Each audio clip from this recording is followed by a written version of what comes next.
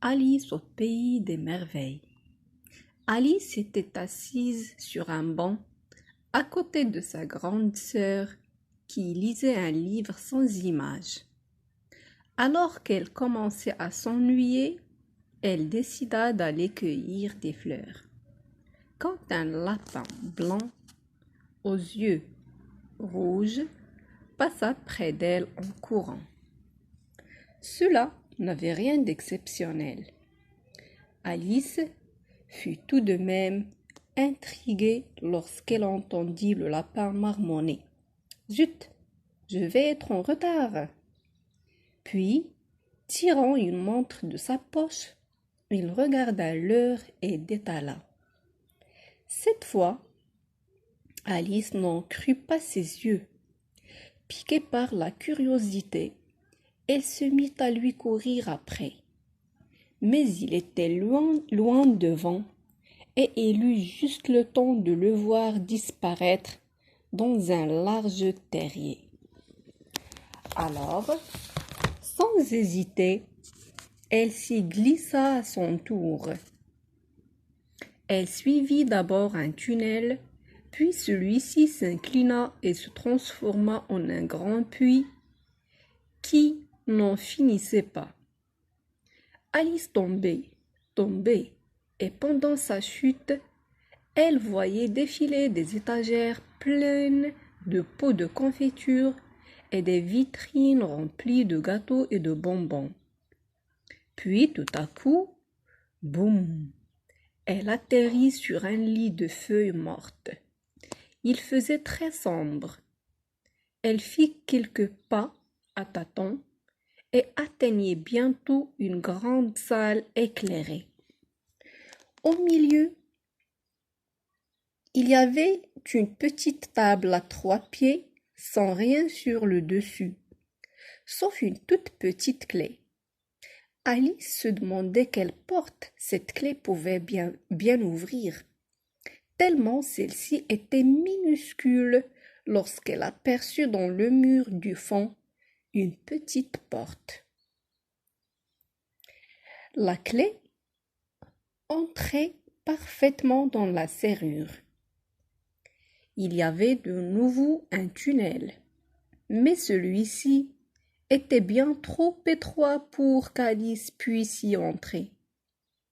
Elle se mit à 4 pattes et aperçut dans le fond le plus joli jardin miniature qu'elle avait jamais vu, avec des fontaines sculptées et des fleurs aux couleurs semblables à celles d'un arc-en-ciel.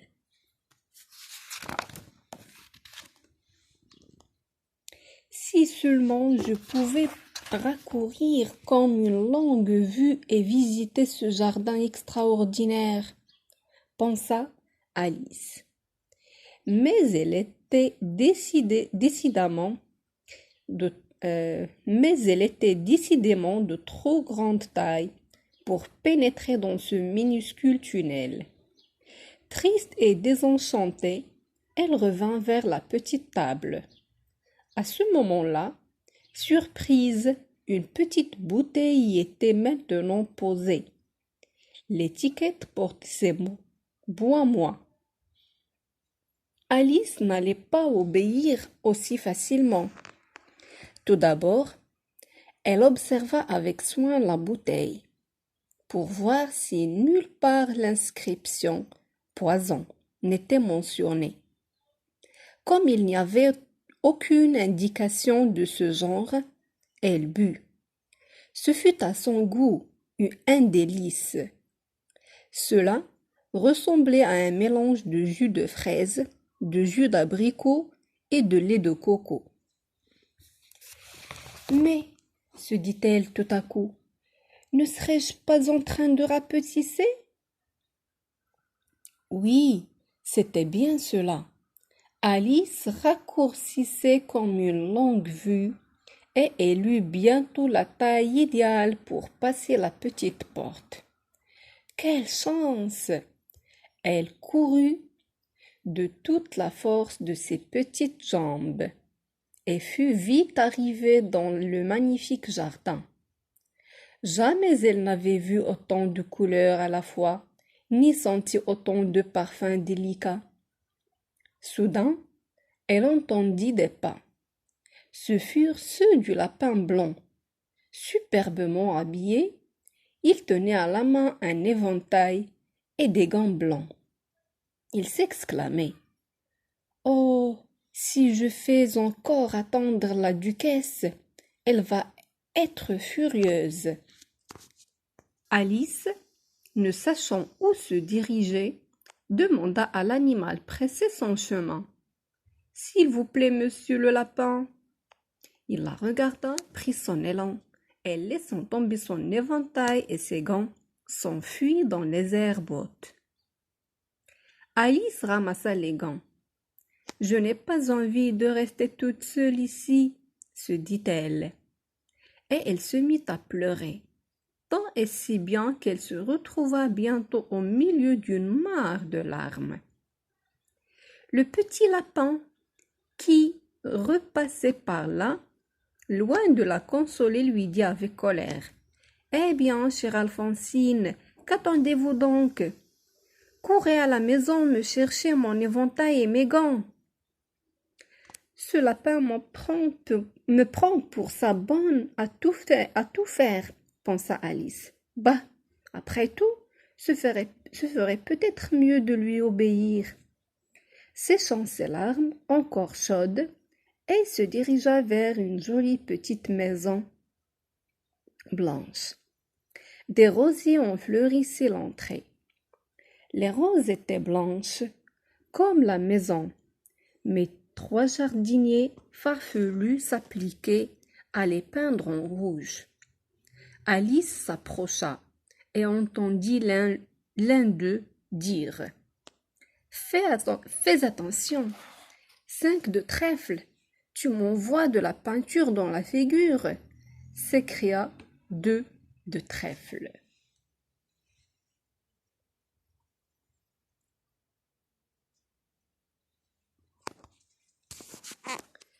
Ce n'est pas de ma faute, répondit 5 de trèfle.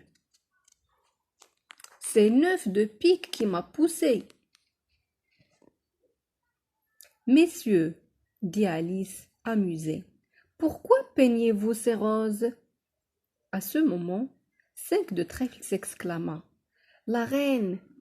Et les 3 jardiniers se jetèrent face contre terre.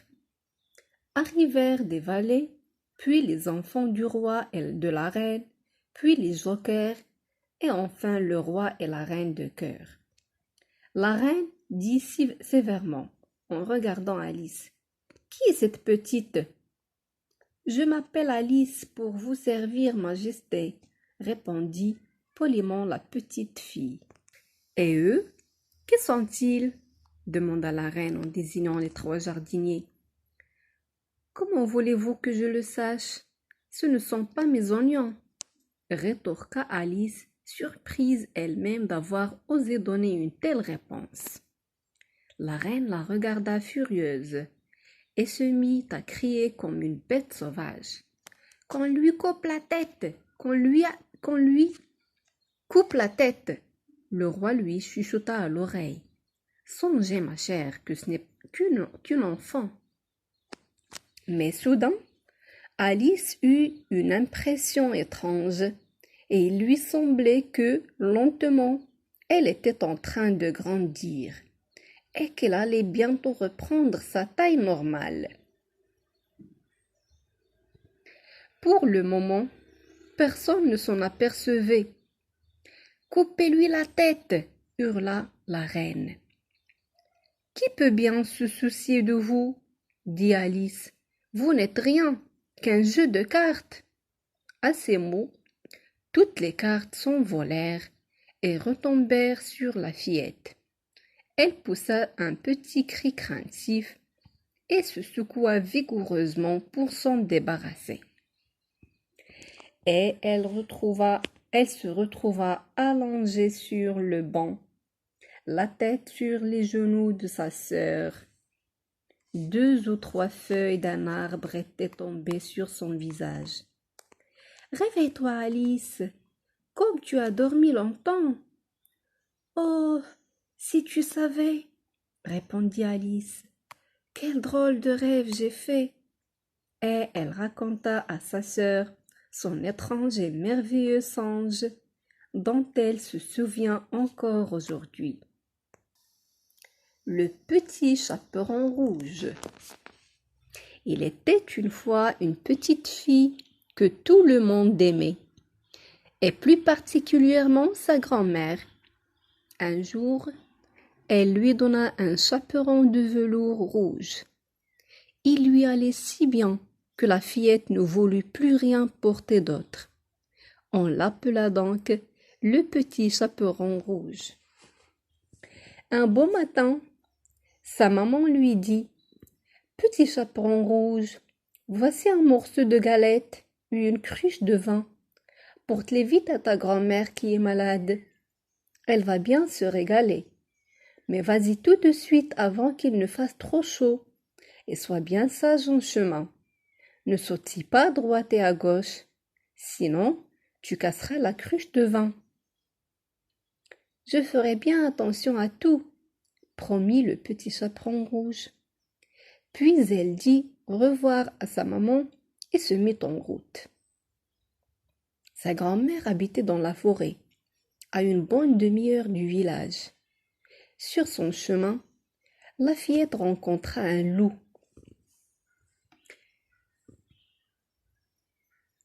Elle ne savait pas que c'était un fort méchant animal. Elle n'eut donc pas peur du tout. « Bonjour, petit chaperon rouge, » dit le loup. « Bonjour, » répondit le petit chaperon rouge.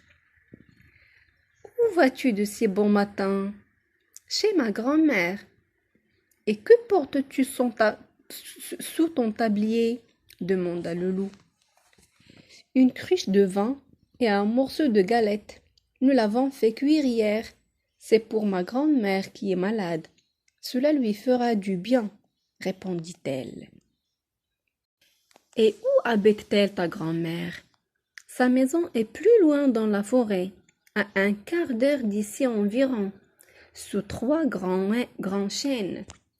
Tu la reconnaîtras forcément, » dit le petit chaperon rouge. Le loup se dit en lui-même: cette fillette tendre et dodue à souhait est un morceau de soie.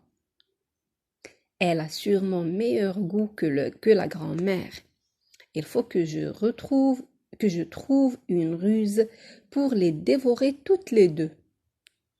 Sans souffler mot, il chemina un petit moment aux côtés du petit chaperon rouge, puis dit enfin d'une voix douce: Petit chaperon rouge, tu marches droit devant toi, comme si tu allais à l'école, alors que la forêt est si belle.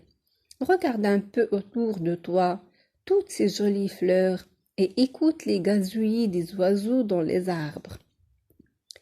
Le petit chaperon rouge leva les yeux et vit les rayons du soleil entre les arbres, et partout, de jolies fleurs dans l'herbe.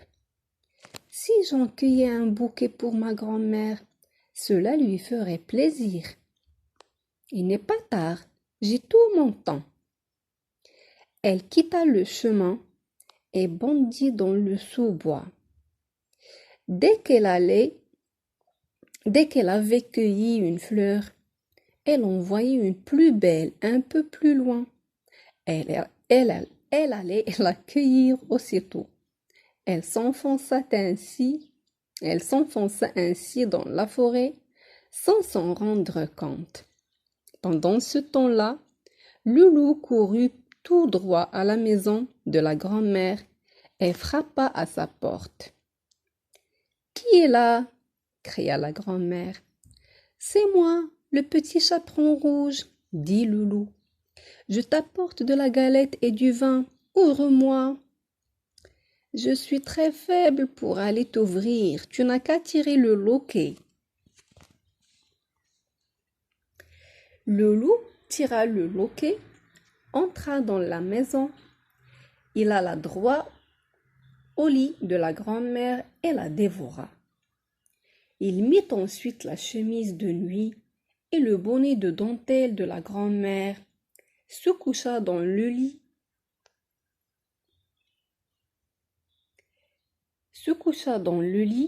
et ferma les rideaux. Pendant ce temps-là, le petit chaperon rouge avait cueilli un bouquet de fleurs si gros qu'il pouvait à peine le